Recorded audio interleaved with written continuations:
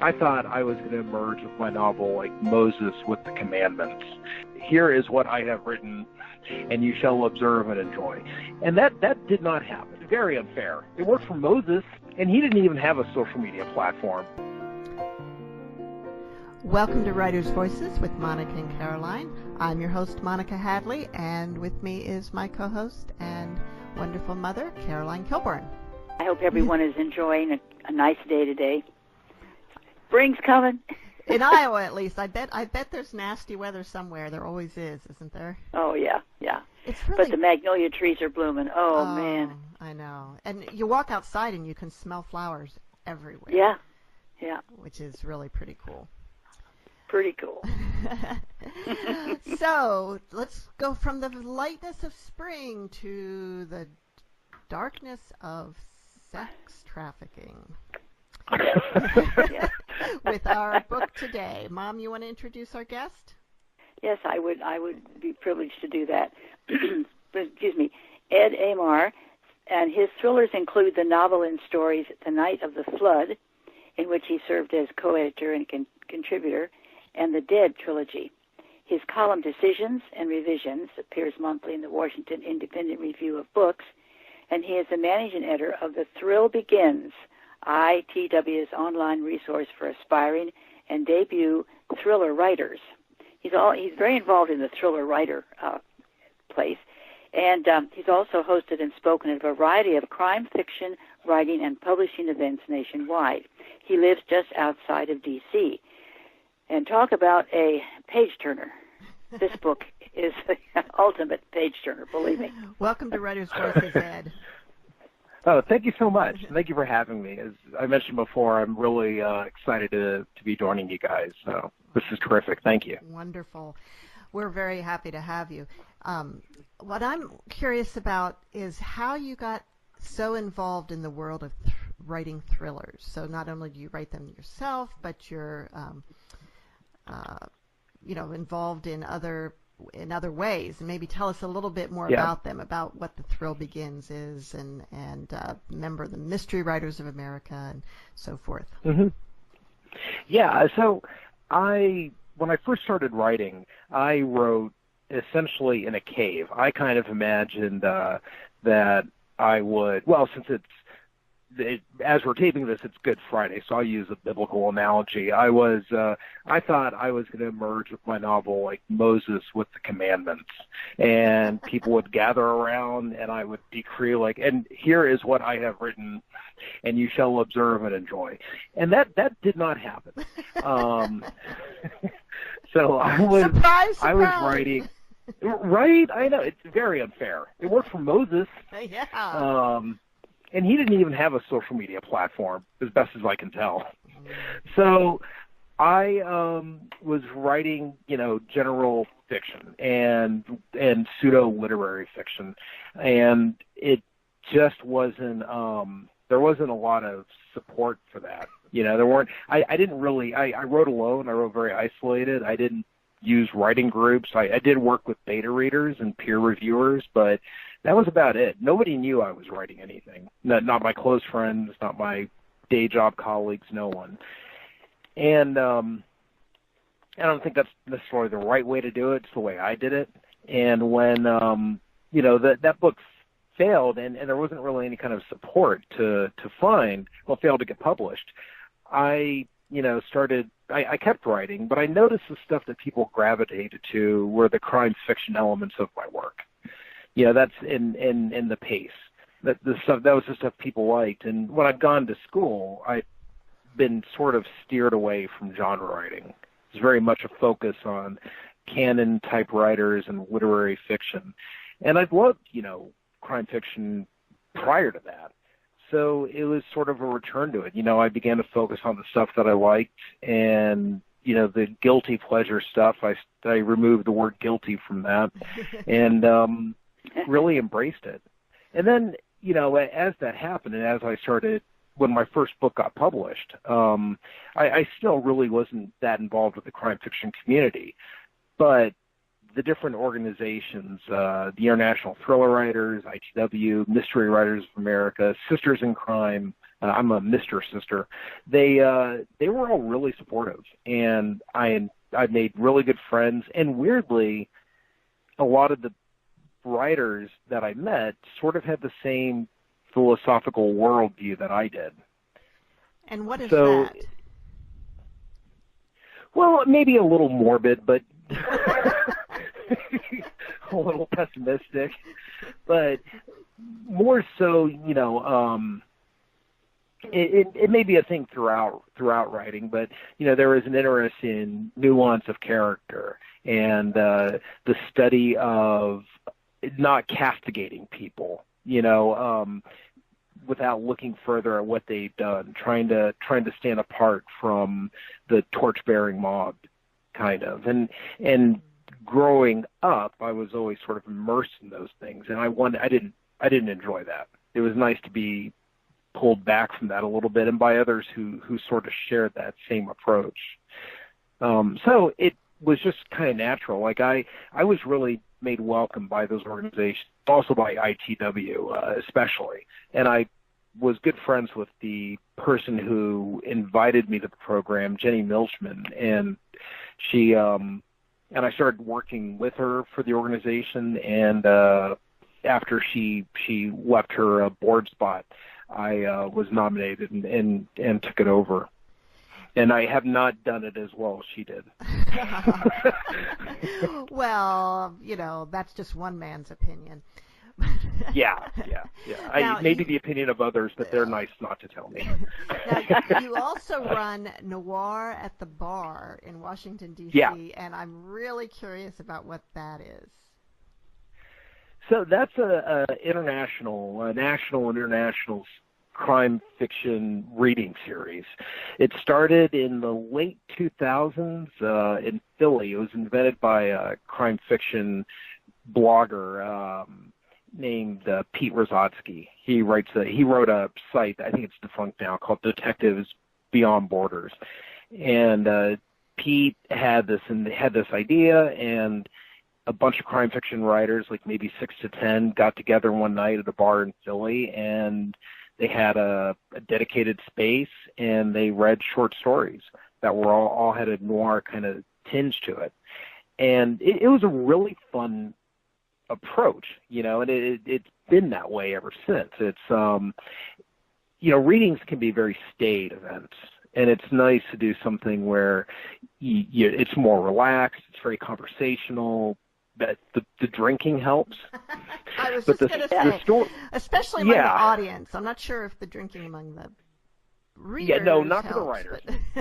We've had some unfortunate experiences with that, but it's been the stories tend to be very, if they're not all exclusively noir by whatever definition you go with for that, then at the very least they tend to be pretty engaging and fairly a little, the vulgarity runs a little freer, the inappropriateness. So, but you're at a bar, so it's sort of permitted. But what is your definition of noir? I always kind of think of it as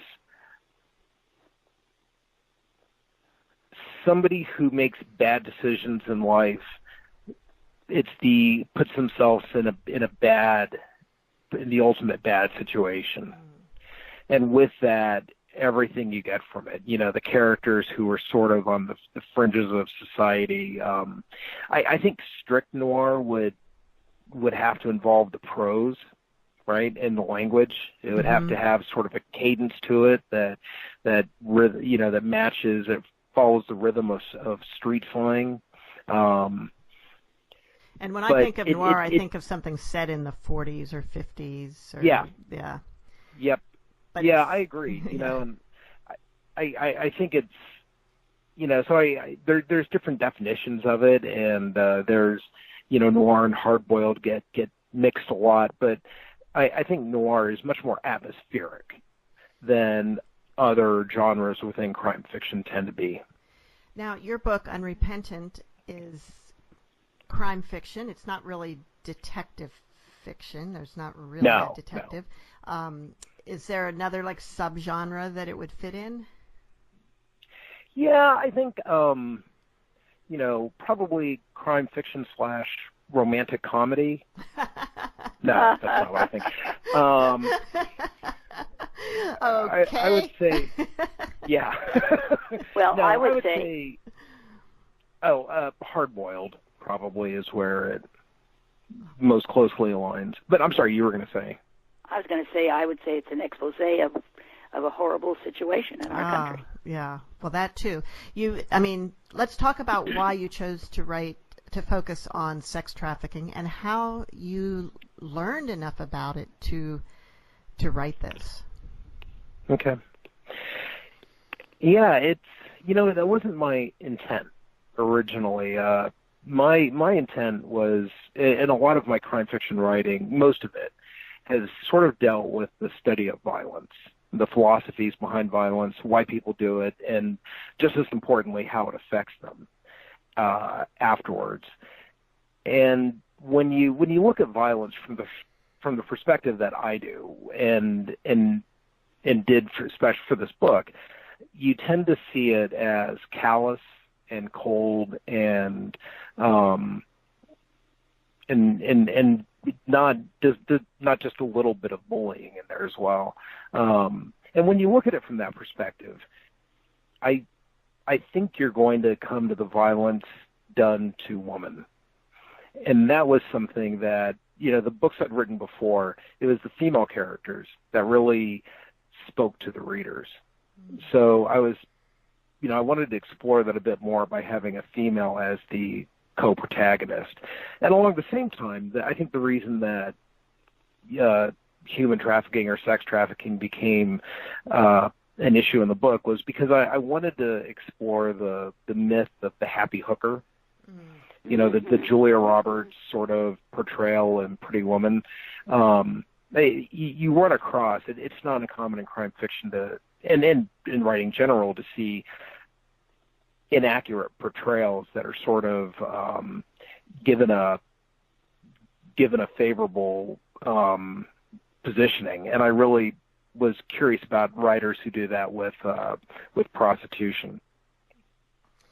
The ultimate villain in your book felt totally justified in what he was doing, which was really kind of scary. Do you think that people who do that really are able to justify it to themselves in that way?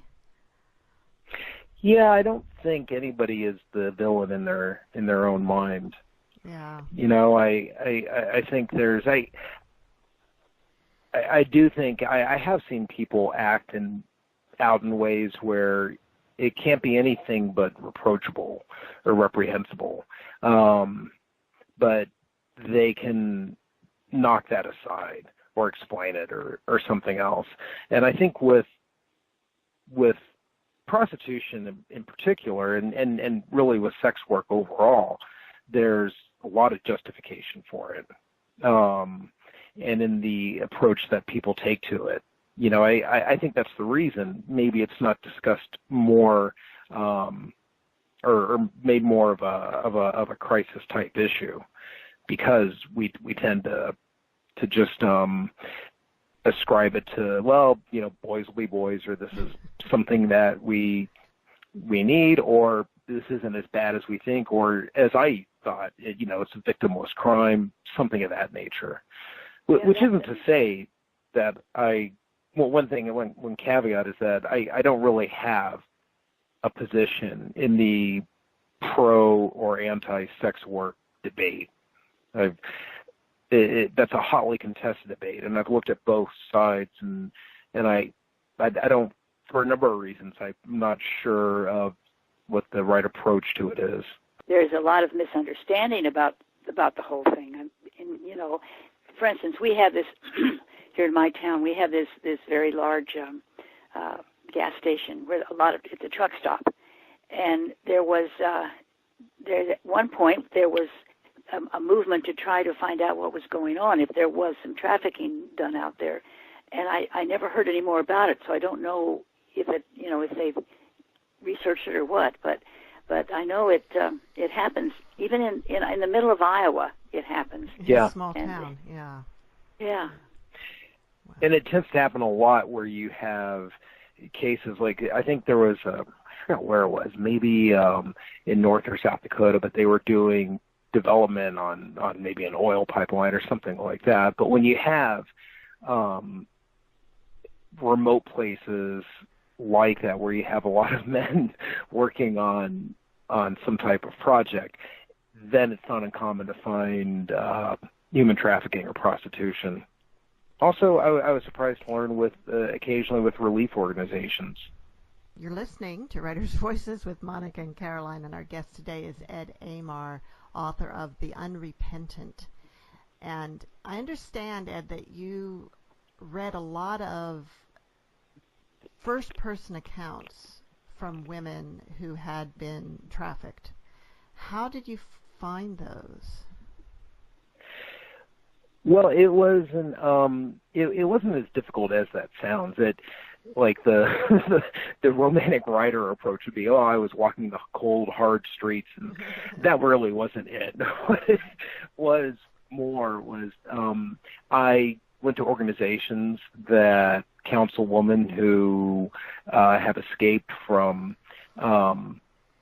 human trafficking, or for that matter, a lot of that dovetails a lot with organizations that help women who have been abused. And the people who run those organizations were very happy to talk with me and to take time out to explain, the realities of their work to me. And there were a couple of women I spoke to who, either through those organizations or separately, who didn't want to be named, and spoke on a sort of an anonymous basis, which was fine as well. But a lot of the women who I spoke to weren't strangers to explaining this. I found them through interviews they'd given, so they'd already gone that route. I found them through organizations, and they'd written books about this type of thing. So I was surprised that I haven't done a lot of research traditionally, at least in the form of interviewing people. And I was nervous about that because I didn't know what would be the right thing to say or what question would go too far. And the interviews turned into conversations and discussions, and they were incredibly helpful. Now, Ed, I understand that you also have some personal experience with violence that may have influenced your writing. Yeah, and again, that sounds a lot more dramatic than what it was. But I live, outside D.C. and I work in D.C. and I traditionally write about Maryland, so it's very much, I'm familiar with this region, and this area hasn't been unused to violence. So when it's, there's been a lot of people have their own encounters with it through fights or what have you, but my dad was at the Pentagon in 9/11, wow. and he lived, but he was there when the building was struck. We had the Beltway sniper who killed a couple of people right around our neighborhood, and we I wrote about this in an essay for a book called Unloaded Volume 2. Then my wife, her work was taken over by an active shooter who held 3 people hostage, and then most recently, a couple of years ago, my son was sleeping at his daycare, and a bullet went through the window and landed in the opposite wall. And none of the children were hit, or and the daycare workers in the room weren't hit either. And we didn't know what had happened. They thought it was a rock. They thought a rock had gone through the window, and they moved the kids out of there and did everything. They did everything right. But we found out later. They called us maybe around 10 that night or 11 and told us it had been a bullet. And then a day or two later, the sheriff held a meeting with parents and the daycare staff, and they never found who did it, but they did find that there had been multiple bullets fired at the daycare. But they had no idea why? No, there was no motive, no explanation. He said that, so the daycare is housed in that daycare is in an office building, and it's the bottom, I think it was maybe the bottom floor, but they said that a lot of times with buildings that are empty, and some of the offices on top were empty, it's very common to find people shooting at them, just testing out guns or playing around or taking pot shots. So they thought maybe it was a mistake, maybe they're, but yeah, they don't know. Oh my gosh, that's oh boy. How do you draw the line when you're writing about violence to avoid, glorifying it? Yeah, that's a really good question, and it was something that was very difficult for me because I didn't want to, like I said, I look at violence a certain way, and I also like violence to an extent, right? I mean, I'm a huge fan. I cannot wait for the Avengers second movie to come out. I grew up on, my parents had no restrictions on what I read or listened to. I think they always hoped it would lead to better stuff, which it eventually did, but I read pretty violent books and listened to pretty hardcore gangster rap music, and none of that affected my behavior, but I enjoyed it, and it trafficked in violence. But I didn't want to do that for this book. I didn't want the violence to be entertaining or bloodless. I wanted it to carry ramifications. So I wanted it to be somewhat explicit or graphic, but without being gratuitous. And that was, so I didn't worry about that too much, given my approach to violence and how it's depicted. That's sort of that was something I was very aware of, but also worried about, because I don't know. There's some great books that have been written. I'm thinking about a book by Canadian writer Chevy Stevens. I forget the name, but her first book had very graphic depictions of violence and sexual violence. And I thought for the book it worked. There was no, it was a very sobering depiction. I didn't think that was the approach I wanted to take for this book, and didn't. But yeah, I was very conscious of that when writing. Now, is that the one where it seems like the evil won in the end?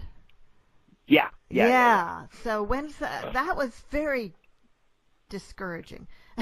Very disturbing. Very disturbing. So when is the next one coming out? Next Friday. We got our tickets. We are set. I got them the minute they opened up. It was very depressing. I watched it. I was like, wait, this is the end? No. The good guy is supposed to win. Good is supposed to win. Evil isn't supposed to take over the world. Well, right? Yeah. Of course, look at reality. But anyway, let's not get into that.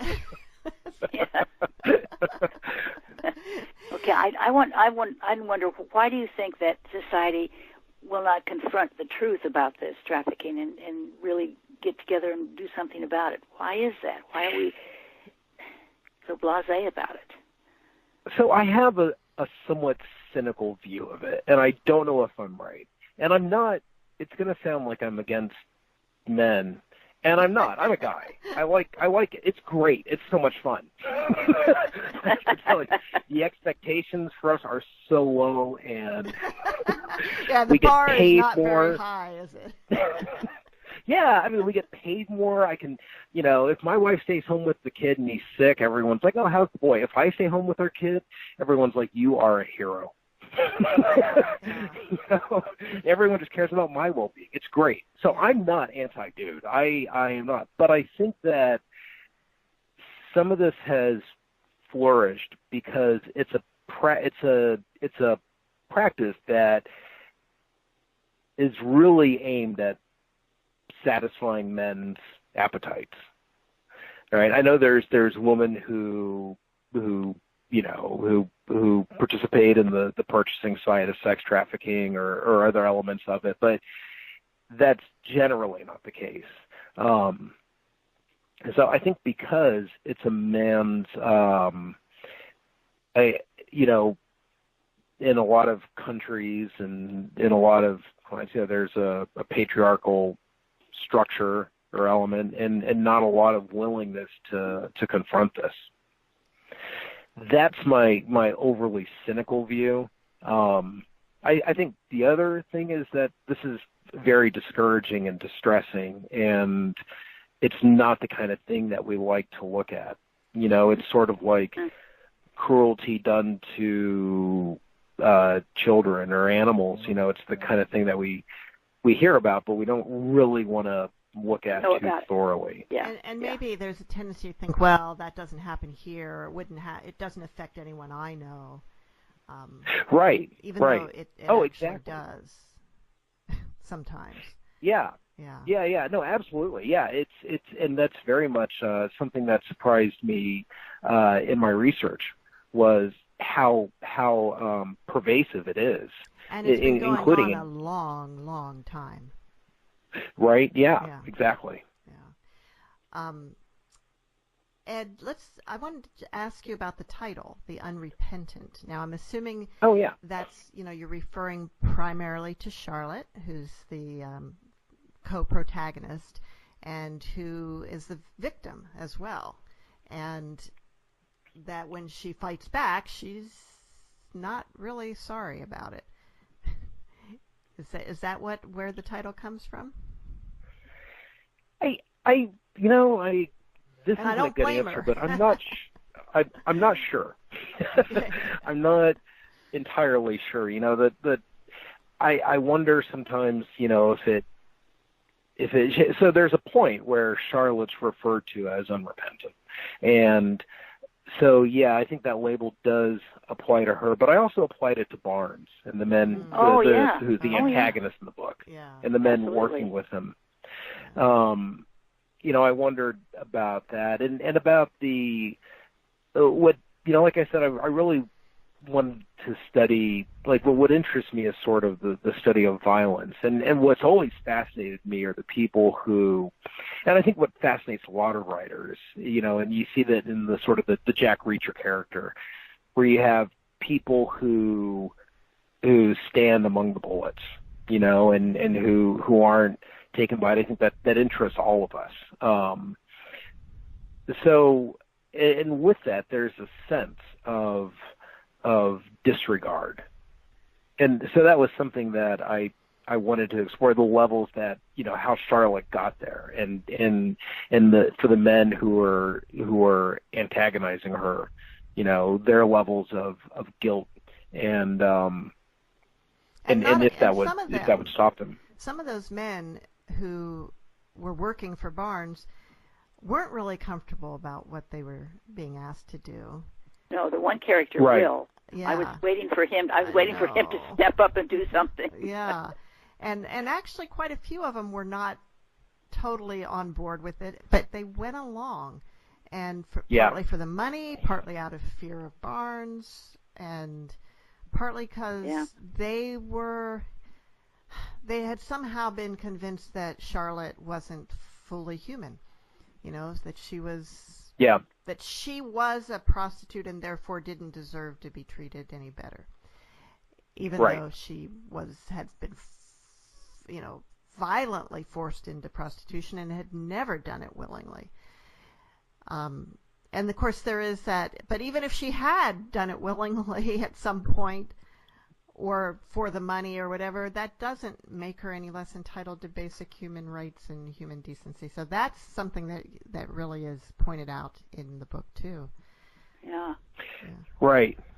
I thought a lot about and more so in a way after, with the reluctance of some of the people like Will to go along with it, but they still go along with it, and that's, I think I generally put down myself when I'm when I'm exploring topics, but I think that was partly against me. You know, I grew up, and I think a lot of men get this situation. A lot of straight men get the situation where you're with other men, and the reaction is to put down people who aren't where you are.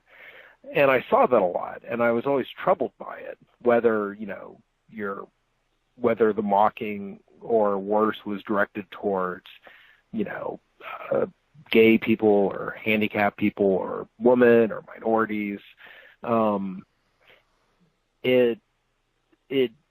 never engaged in that, but I sat there, and I didn't have the guts to say anything. And that's something that I've never been comfortable with. I mean, I don't blame myself for it that much, because it wasn't like I was sitting in while people were sex trafficking or something, but still, I wish I'd had more moral fortitude, I suppose. And that's so. I think some of that, and some of the reluctance of Will, but also the reluctance of Mace, the co-protagonist of the book, who sort of teams up with Charlotte. Yeah. I think that there's some of me in that. Well, Ed, why don't you read a little bit from the Unrepentant for us? Okay, sure. I was going to read the page with the ISBN and Library of Congress info. We can No, skip I'm just that kidding. one. No, I'll read a little bit from the opening chapter. Okay. Mace Peterson expected to see silhouettes of trees, a surprised deer or two, the smudge of a shadowed moon, maybe even a startled snake slithering away at midnight in the woods of Baltimore County. What he hadn't expected was some man pulling a struggling woman out of a car's trunk. Another man emerges from the passenger side. Mace shrinks back into the trees on the other side of the road, hoping he doesn't snap a twig. The second man flips on a flashlight, gathers the woman's legs under one arm. They carry her into the trees as Mace crouches in the shadows. He can hear their grunts, and he hears something else. Her voice, desperate, cracked with fear. "Stop, okay? Please, I'll be good. I promise, I'll be good." And then her voice is muffled. Her words turn unintelligible, but the panic filling them increases as they disappear into the dark. Mace wants to run back to his apartment building for help, but it's over a mile away, and he can't leave this woman with these men. He thinks about trying to stop them, but shakes off the idea. 4 years in the Army may have taught him how to fight, but that was close to a decade ago. And these men could have weapons. He doesn't. Well, Mace nervously rubs his arm and follows them. He watches the flashlight's beam bounce through the quiet night, one arm in front to feel for branches, squinting in what little light the moon provides. It's hard to keep quiet, but the two men are walking heavily, and the woman is still making pleading sounds through whatever is muffling her. Mace worries about his breathing. Either exertion or fear has left his lungs shallow, and he wants to stop and greedily, loudly suck in air. He reaches under his shirt and presses it down over his heart, as if the pressure will calm it, and is surprised to discover his chest cold with sweat. The flashlight's beam stops moving. He hears a thump. Mace kneels behind a tree, peers into a pear-shaped clearing. One of the men is bent over, hands on his knees. The other man, taller and thinner, is glancing around. The woman's body is curled like a dying fish between them, her hands tied together. The tall man reaches down, pulls something from her mouth. Her words rush out like water released from a dam. "I'll be good, I promise I'll be good." The tall man kicks her in the stomach. She rolls over. Mace is surprised she doesn't make a sound, but hears her gasping after a few seconds and realizes the wind was knocked out of her. She struggles into an arched position, her knees and forehead pressed into the dirt, coughing. He closes his eyes, tries to control his breathing, thinks again about running off for help, but he's so close, these men might notice if he moves. He's trapped. The shorter man, whose body reminds Mace of a thumb, tosses something and the tall man catches it. Mace leans forward, struggling to see what it is. The man lifts his arm, a small axe. Mace's stomach is tightening like a towel being wrung of water. He's still unsure of what to do, what he can do. How was that? Oh, all right. Well, if that doesn't you see what I mean somebody. you see what I mean about a page turner, don't you? Yep. Oh, thank you. No, I'm interested in something. Some of your chapters are one paragraph or not even a whole paragraph, and then others are several pages. Now, why did you decide to do that, to write like that? Well, yeah, a feeling of accomplishments. Like I say, I wrote a chapter today. Also, the actual real reason, that may be partly true, but some of it, but I really, I'd always assumed that I would write, my books would be 10 chapters, 30, pages each for a 300-word book, and it would fall very evenly. And I just don't write like that. I don't know. It's not a conscious thing, really. It's, and I find it kind of works. Those breaks, it sort of keeps the reader. It keeps your. It does. It doesn't allow the reader to be lulled. So I really, I don't know. I'm not sure that's even what I like to read. I'm not sure those short chapters are the kind of books I gravitate toward, but it seems for the books that I write, that's the just natural vehicle for them. Well, there's so many characters in this story that you kind of have to do that because they come in all these different times and what they're doing and how they're feeling, and so to me it was great. I thought it was great. I was going to ask, good. Are the chapter breaks always change in point of view a little bit? Yeah, I think so because, for me, the chapter is a very point of view driven thing. So I think almost everyone changes the perspective.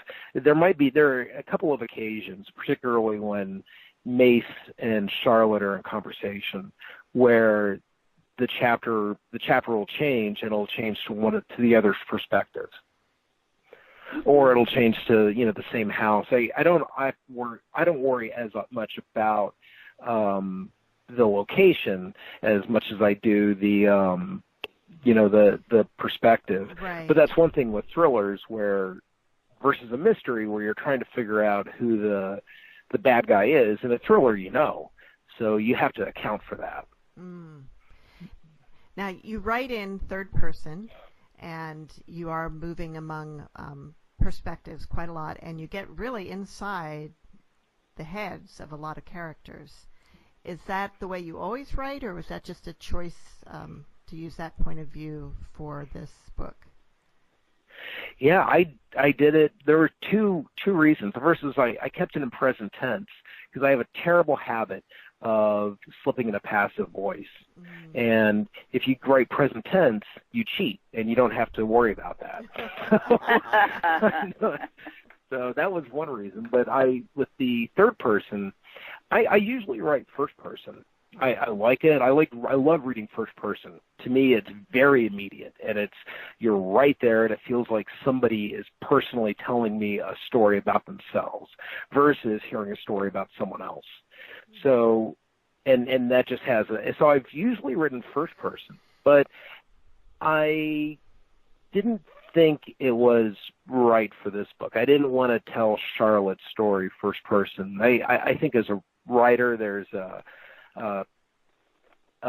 challenge there that's enticing, but it's also, I didn't want to do her an injustice, and I felt the best way to portray her was from the outside.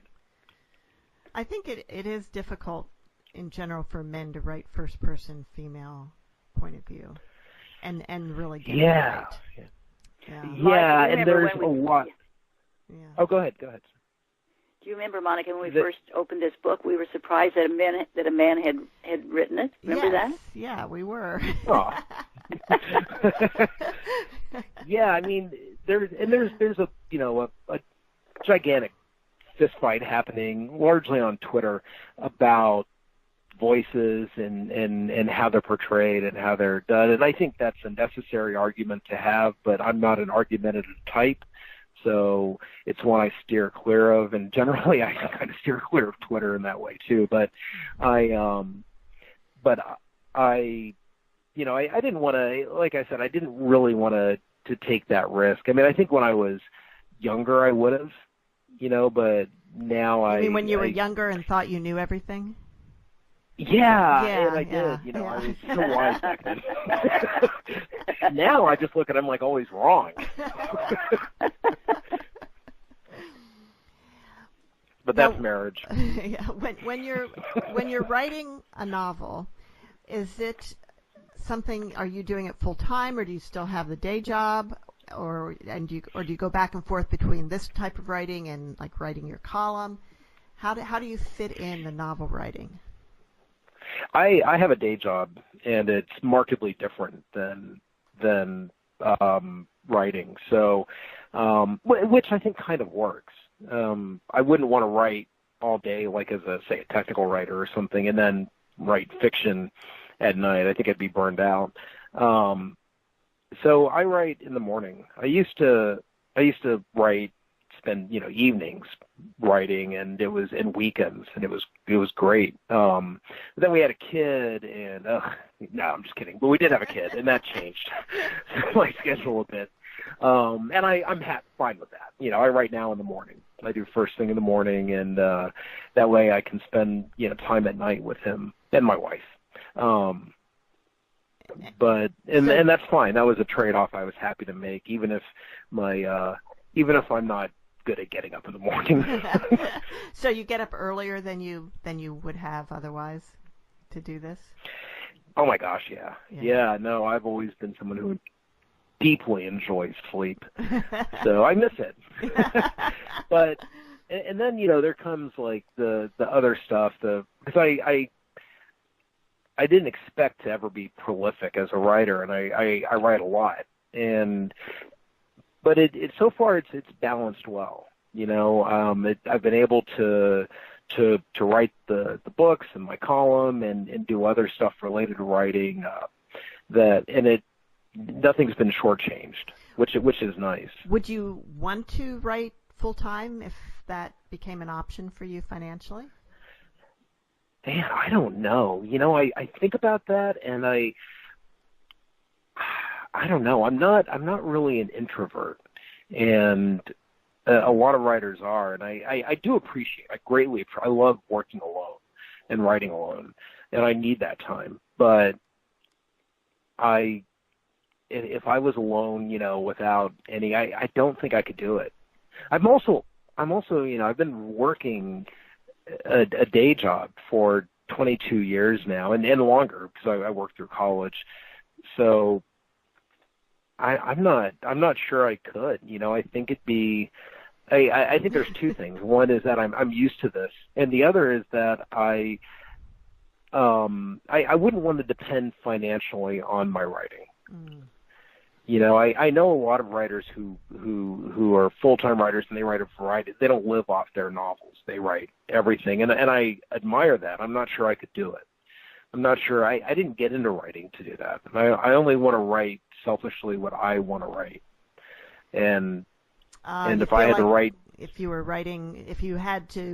living off your writing, that you would be more inclined to write for the market. Yeah, and that's not a bad thing, but I don't think it would necessarily be in the form of novels. I think it'd be in, you end up writing everything you can, and like I said, I mean, that I don't want to do that. I'm also not sure I could.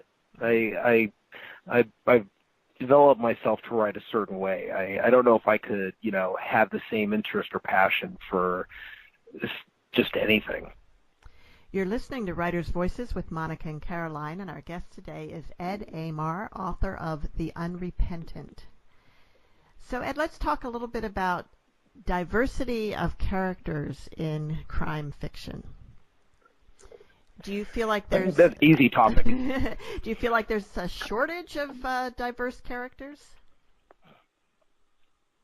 Well, yeah. Yeah, short answer and long answer, yes. Yeah. And so, so what are you doing about it?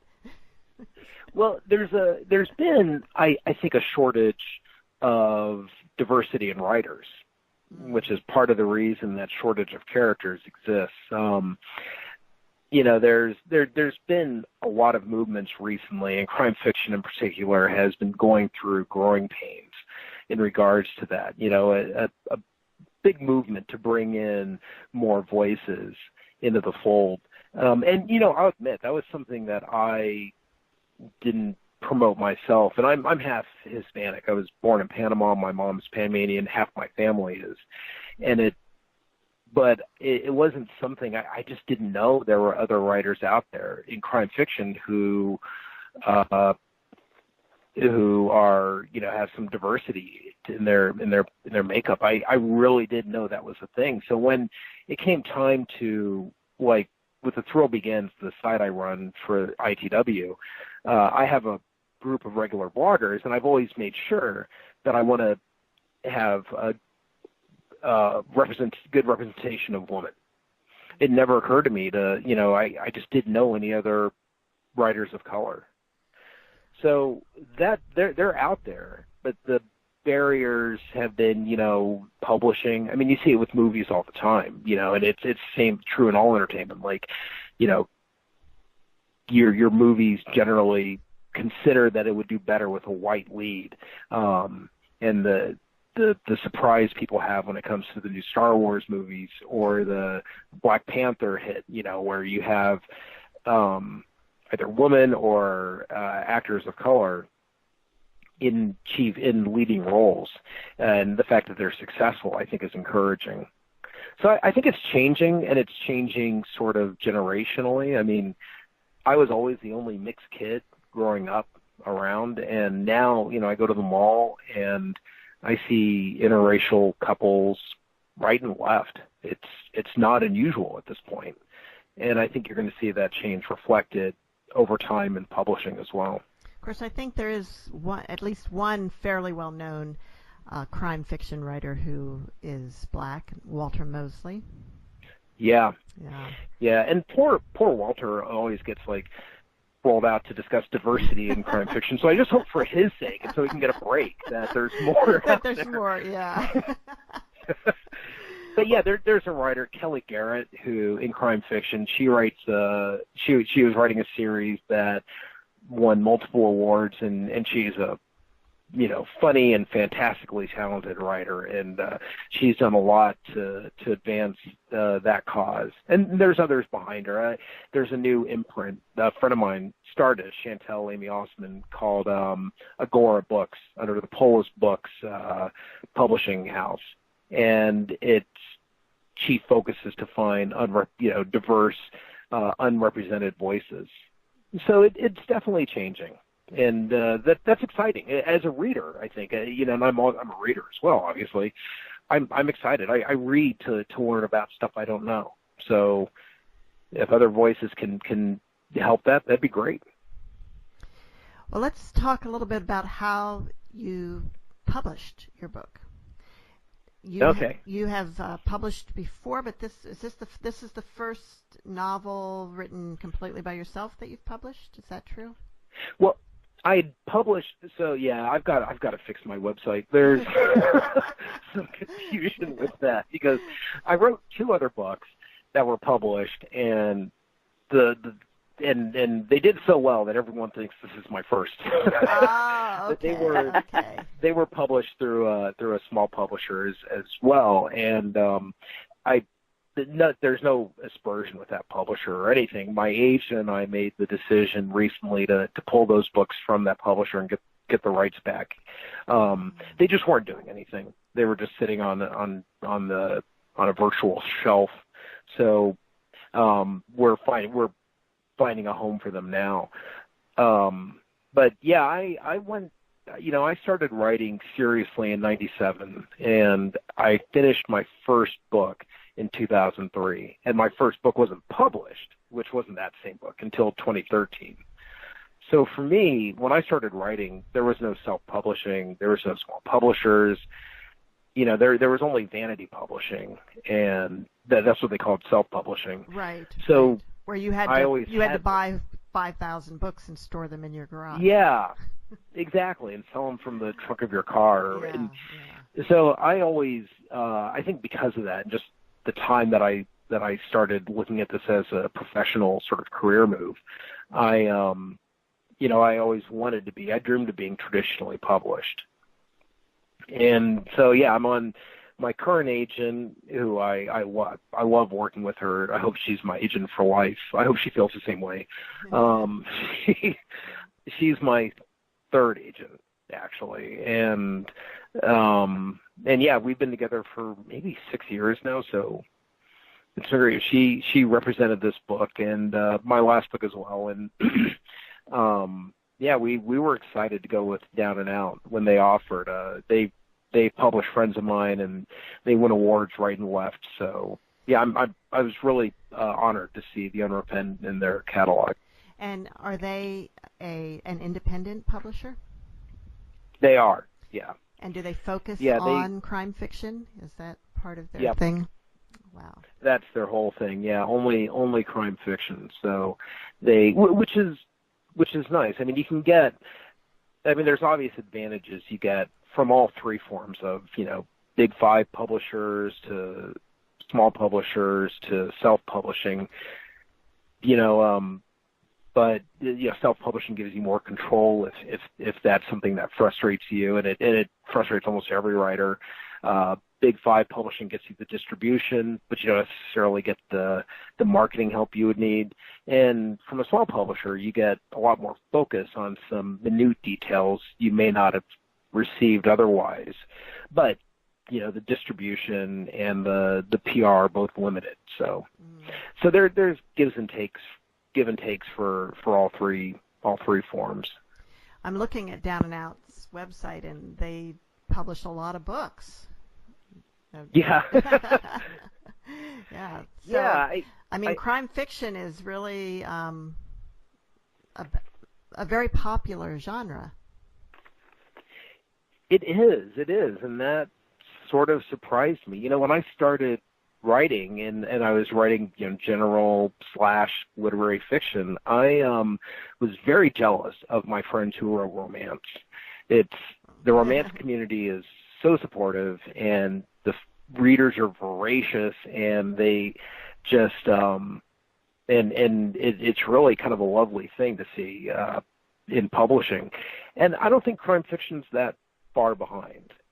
It's the books and the popularity isn't where romance is, but we have very, very loyal fans and people who like to study the history of crime fiction, and they love to talk to you about it. And they but the readers and writers, I mean, it's an exciting thing because it's almost always topical as well. So tell us a little bit about The Thrill Begins. Oh, sure. When I started working with the International Thriller Writers, they had a site set up, and they have two sites. They have the Big Thrill, which is their monthly magazine, and The Thrill Begins, which was a weekly blog post, and they wanted to revamp it and make it a little more engaging. So they asked me if I'd consider taking it over, and yeah, I was happy to. So we by we I mean I. Maybe I just feel weird taking the credit, but yeah, I put together a website for it, and they liked it, and then yeah, it's every Tuesday and Thursday we put out new content, and it's all about it's all for aspiring and debut writers, focusing on crime fiction, but a lot of the advice is sort of, it can work for any facet of publishing or craft. We do the first Tuesday of the month, we do a look at publishing, so kind of insider's look at publishing. Then the next Tuesday, it's how it happened, where a writer tells the story of how they first got published, or first got an agent, or some other good milestone for them. Then we do a debut diary the third Tuesday, where a debut writes about their feelings and how terrible and convoluted everything is right before they get published. And then every Thursday, I have a group of regular bloggers, and we do something called Murderers Row is what we call ourselves, and they write about some aspect of crime fiction writing or publishing, but we do a series, and our current series is The Advocates. So every week, one of us writes a column about a person or an organization or a festival or a magazine or something, or a blogger or a podcaster who has been helpful to them in their career. That sounds like it must take a lot of time, just managing this site. Yeah, but I make up for it by not being around a lot for my son. No, that's not. It's not as much work as you would think. The one good trait that I have is that I'm very much a detail obsessed person, and really running the site is just making sure that things hit certain dates. I have this column in by this time, and it goes up here, and I do it then, and then. So I'm very OD, and that is perfect for me. So yeah, it's really just being organized. And it sounds like the other writers, meet their deadlines, and that you don't have to do a lot of herding of cats. Oh no, it's awful. They don't. They don't? No, including me, my own columns. I'm like, I gotta get through that. So yeah, no, it's terrible. They're. But when they do meet their deadlines, or even when they don't, and I publish it later, the thing is they're really great writers. So I'm putting up something that I love and I'm excited about sharing with people. And it's a free site, so that information is available to anyone who is into wanting to write thrillers, or even people who just like reading and like to see the behind the scenes. Yeah, exactly. It's www.thrillbegins.com, and we have a newsletter link on the site where we send out what got published, twice a week usually.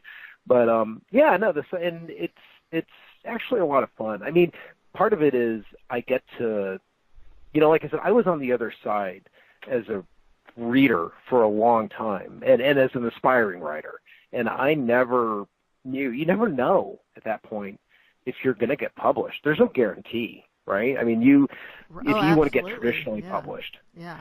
So for me, working with writers and being, calling them peers and colleagues and stuff these are my heroes. I mean, this is a dream come true. It never gets old for me. So I love it. And congratulations on The Unrepentant. And thank we you. look forward to seeing more from you. Do you have something new in the works? Yeah, I'm working on a new book now. I'm excited about it. I think it's I think happily it's the best book I've written, and it's due to my age in December of 2018. So really, so you've got plenty of really time. Close. Yeah, but I'm working on that now. I think that should be done relatively soon, actually, and then it's just columns for the Independent and other stuff until then. Wow. Well, thank you for joining us today, and we're out of time. Mom, do you have some final words? I do. For those people who have been through this themselves, this terrible thing of violence, no matter if your past is full of violence and darkness, your future is spotless if you want it to be. Well, thank you, Ed, for joining us, and thank you, Mom. I can't thank you both enough. This was great. This was a lot of fun, and I really appreciate you taking the time to talk to me. Well, we enjoyed it, and see you all next week on Writers' Voices. Bye, everybody.